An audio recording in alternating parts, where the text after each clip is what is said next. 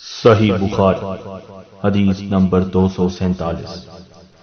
رسول اللہ صلی اللہ علیہ وسلم نے فرمایا کہ جب تم اپنے بستر پر لیٹنے آؤ تو اس طرح وضو کرو جس طرح نماز کے لیے کرتے ہو، پھر داہنی کروٹ پر لیٹ کر یوں کہو: اللہم اسلمت وجہی الیک وفوضت امری الیک والجأت ظہری الیک رغبۃ ورہبۃ الیک لا ملجا ولا منجا منک الا الیک اللہم آمنت بکتابک الذی انزلت وبنبیک الذی ارسلت۔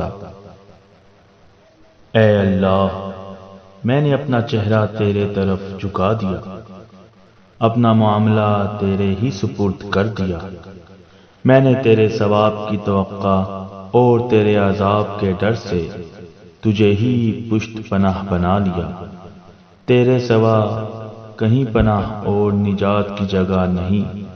اے اللہ، جو کتاب تو نے نازل کی میں اس پر ایمان لایا، جو نبی تو نے بھیجا میں اس پر ایمان لایا۔